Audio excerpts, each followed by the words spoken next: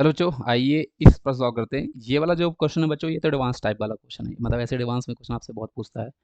उसने बोला है कि एक निर्जल ऑक्जेलिक अम्ल निर्जल मतलब बिना जल वाला, तो उसको केवल आप H2C2O4 लोगे, है ना। इसमें पानी की मॉलिक्यूलर नहीं ऐड करोगे। कि द्रव्यमान की हमें गणना करनी है जो 100 ml MnO4 विलयन द्वारा CO2 में ऑक्सीकृत हो सकता है, ठीक है, इसके द्वारा।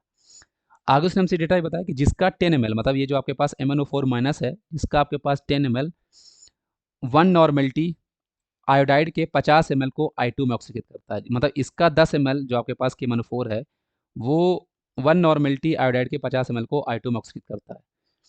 तो पहले आप क्या करो कि 10 ml मतलब इसकी नॉर्मेलिटी निकाल लो। ये जो आपके पास MnO4 इसकी नॉर्मेलिटी, क्योंकि देखो हमारे पास जब कभी दुनिया में कोई भी रिएक्शन होती है उनका ग्राम तुल्यांक बराबर होता है। तो ग्राम तुल्यांक जो आपके पास बच्चों हमारे पास MnO4 है। देखो उसने क्वेश्चन में ऐसा बोला कि हमें ऑक्जेलिक अम्ल के द्रव्यमान की गणना करनी है, और उसने ये भी हमें हिंट दिया है कि हम MnO4 का ऐसा विलयन ले रहे हैं जो आयोडाइड आयन को I2 में ऑक्सीकृत कर रहा है, और कौन से वाले अमाउंट को, 1 नॉर्मेलिटी 50 ml को, और उसका केवल 10 ml लगता है। तो यहाँ से आप क्या करो, MnO4 की नॉर्मेलिटी क्या होगी वो निकाल लो। कैसे निकालोगे, तो ग्राम तुल्यांक MnO4 का और ग्राम तुल्यांक आयोडाइड आयन का आपस में बराबर हो जाएगा। ग्राम तुल्यांक आयोडाइड आयन का आपस में बराबर हो जाएगा, तो ये वाला हम यहाँ पे यूज़ करेंगे। ये कैसे निकालोगे, फॉर्मूला हमारे पास होता है मोलरिटी नॉर्मेलिटी न्यूटन फैक्टर।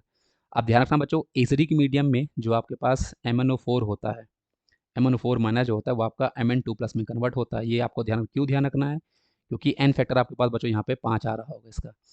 तो यहाँ पे हम जब निकालेंगे, देखो हमारा फॉर्मूला होता है नॉर्मेलिटी इंटू वॉल्यूम, इसका बराबर होगा नॉर्मेलिटी इंटू वॉल्यूम जो हमारे पास आयोडाइड है। तो नॉर्मेलिटी इसकी कितनी है वो हम निकालेंगे। वॉल्यूम इसका उसने क्वेश्चन में बोला हुआ है कि 10 ml इसका हमें चाहिए, केवल 10 ml, और वो क्या कर रहा है, आयोडाइड आयन को। और कौन से आयोडाइड आयन को, जिसकी नॉर्मेलिटी 1 है और वॉल्यूम 50 है, उसको वो ऑक्सीडाइज कर रहा है I2 में। तो यहाँ से मेरे पास MnO4 की नॉर्मेलिटी निकल के आ गई, जो कि हमारे पास 5 आ गई।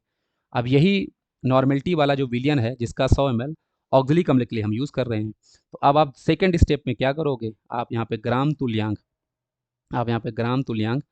जो आपके पास MnO4 माइनस है, उसको आप बराबर कर दोगे ग्राम तुल्यांक ऑक्जेलिक एसिड से, क्योंकि दुनिया की कोई भी रिएक्शन होती है बच्चों, उसका ग्राम तुल्यांक आपस में बराबर होता है। ये आपके पास ऑक्जेलिक एसिड में, ऑक्जेलिक एसिड H2C2O4 को मैं इस फॉर्म में लिख रहा हूँ, एन फैक्टर आपको यहाँ पे पता होगा।